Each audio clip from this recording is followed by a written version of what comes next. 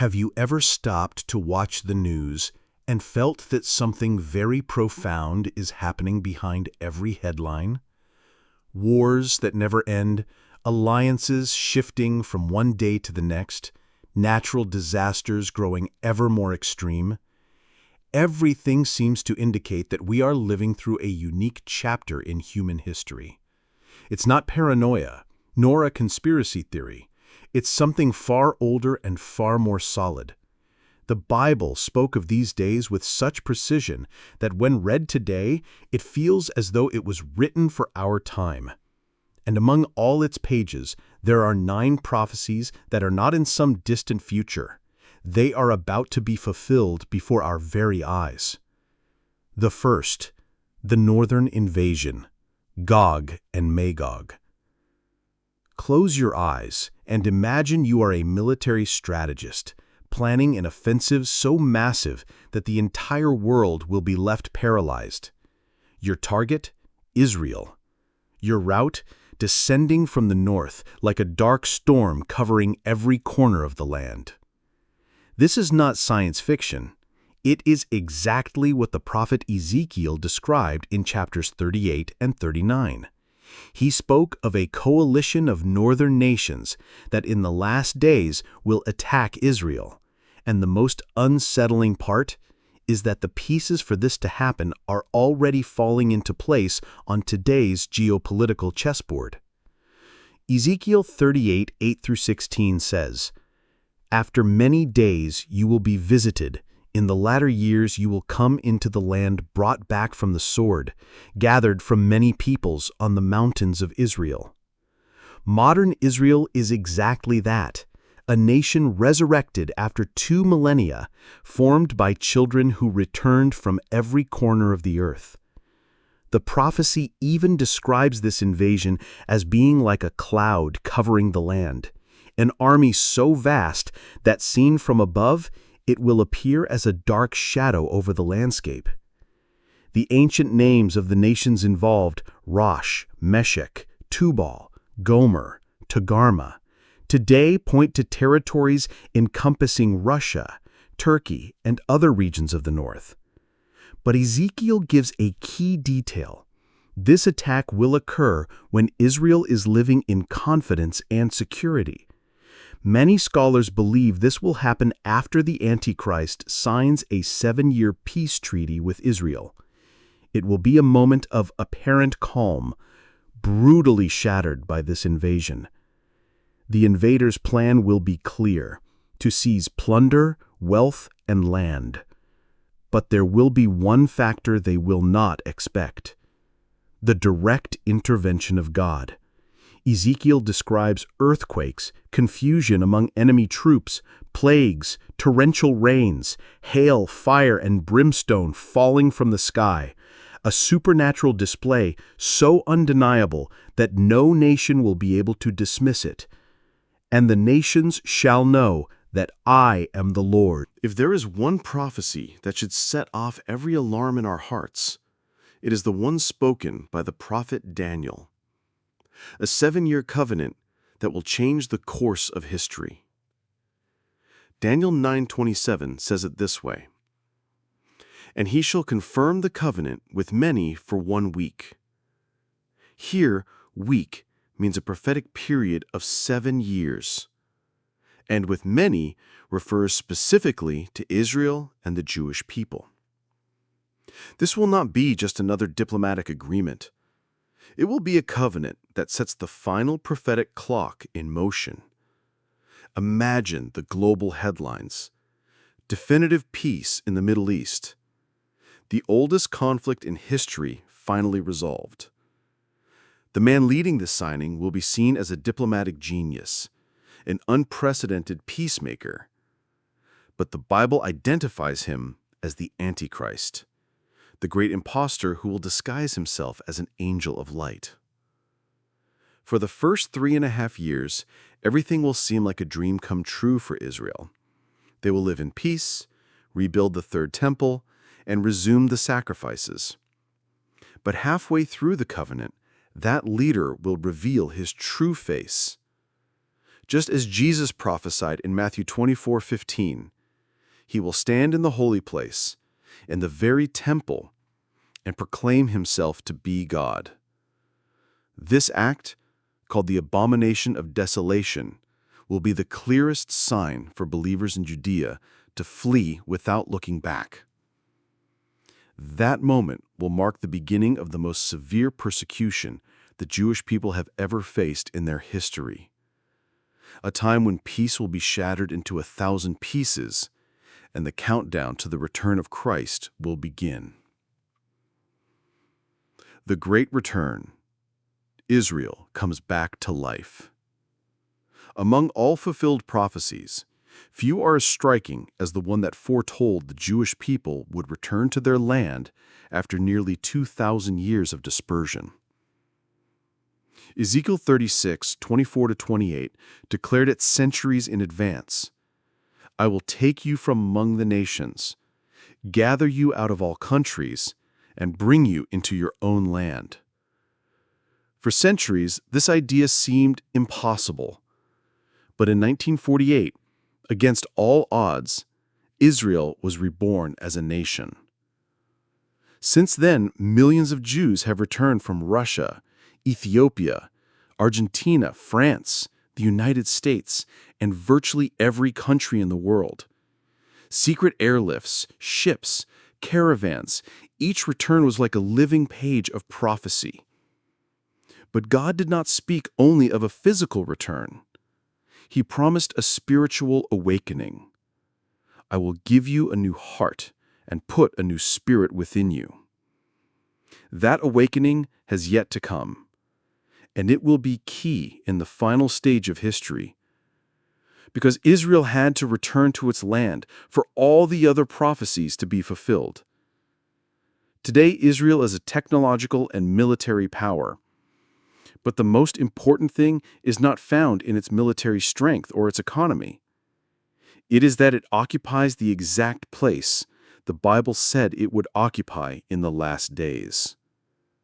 In Jerusalem, one building is missing, a structure that is key to the fulfillment of several prophecies, the Third Temple. The Apostle Paul describes it in 2 Thessalonians 2, verses 3-4. The man of sin sits as God in the temple of God, showing himself that he is God. For that to happen, this temple must physically exist. But there is a massive problem. On the very spot where the original temple once stood, now stands the Dome of the Rock, one of the most sacred sites in Islam, a place so sensitive that any wrong move could ignite a global conflict. And yet, everything is ready for the temple to be rebuilt. In Jerusalem, the Temple Institute has reproduced every biblical utensil: golden lampstands, priestly garments, musical instruments. They have trained descendants of the tribe of Levi for priestly service. They have even bred the red heifers mentioned in Numbers 19 for the purification rituals. Only one thing is missing: the prophetic moment. Many believe it will be the Antichrist himself who will facilitate the reconstruction as part of the 7-year covenant. The excitement in Israel would be undescribable. After nearly 2 millennia, sacrifices would once again be offered on the Holy Mount. The final recognition: Israel sees its Messiah. Among all the prophecies, there is one that touches the heart like no other: the day when Israel will recognize that Jesus of Nazareth is the Messiah they had been waiting for. Zechariah 12:10 paints the scene with overwhelming force. They will look on me whom they pierced, and they will mourn for him as one mourns for an only son. Picture that moment. The very people who cried out, "Crucify him," 2,000 years ago, now with tears in their eyes, realizing they had rejected the Son of God. It will be a deep sorrow, like that of a father or mother losing their only child. But that pain will turn into the greatest joy Israel has ever experienced. Romans 11:26 assures us, "And so all Israel will be saved." Not a part, not a few, but the whole nation. Most scholars believe this will happen at the second coming of Christ, when he returns in glory and power. Revelation 1:7 confirms it. Behold, he is coming with clouds, and every eye will see him, and all the tribes of the earth will mourn because of him.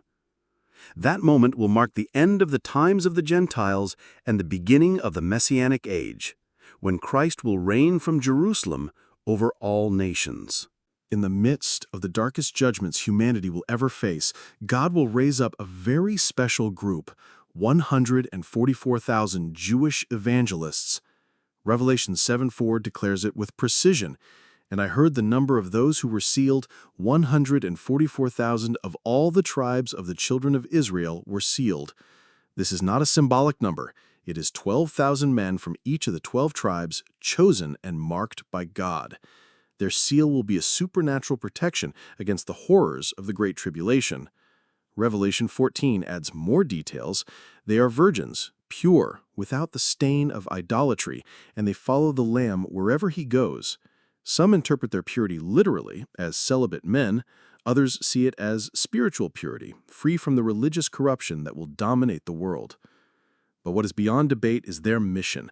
They will be the most powerful preachers in all of history. While the church will have already been caught up to heaven, these men will take the gospel to the farthest corners of the earth, in the midst of chaos and persecution. Their message will be clear and urgent.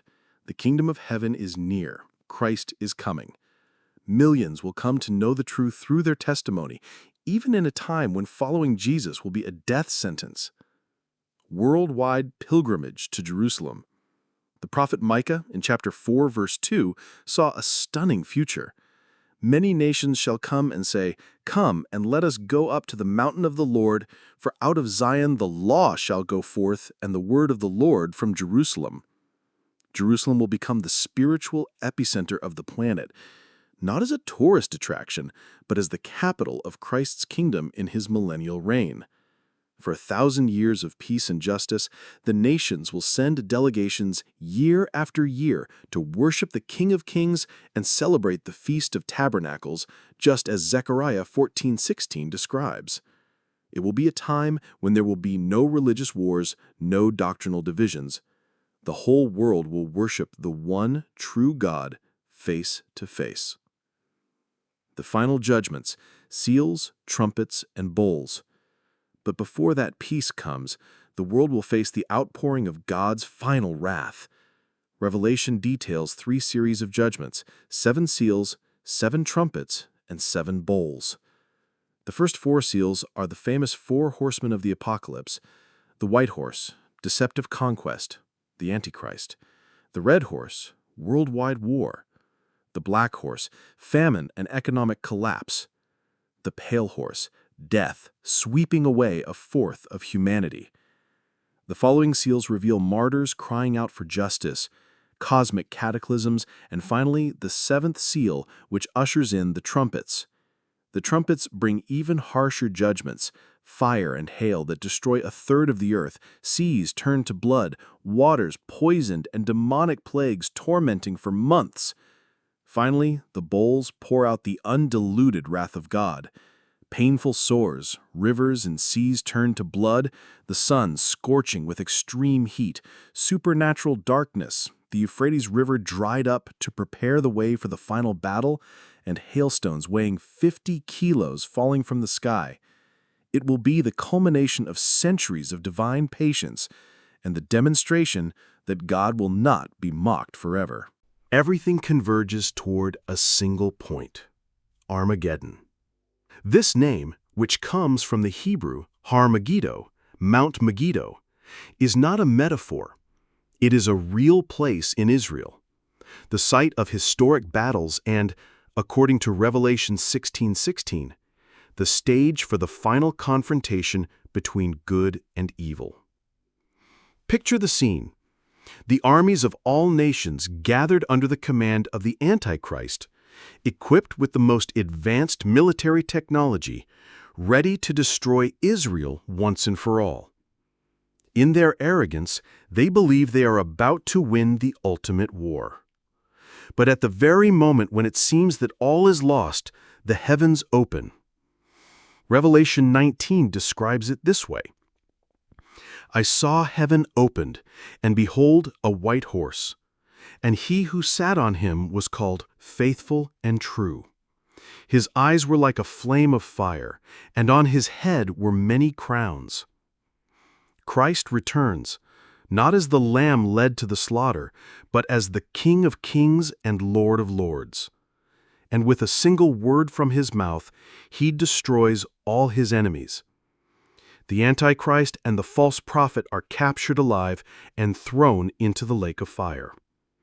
That will be the end of all human rebellion against God, and the beginning of Christ's millennial kingdom on earth.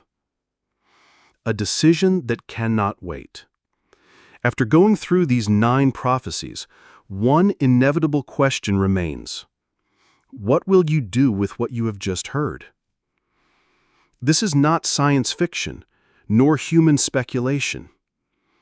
These are promises and warnings written thousands of years ago, now aligning with a precision impossible to ignore. Jesus himself said in John 14:29, "I have told you before it happens, so that when it does happen, you may believe." God reveals the future not to plant fear, but to prepare your heart. Because the real difference is not in knowing when all this will happen, but where you will be when it does. The Bible is clear. Today is the day of salvation, not tomorrow, not when you feel ready, not when you think you still have time. 2 Corinthians 6:2 says, "Behold, now is the accepted time. Behold, now is the day of salvation." Christ is coming.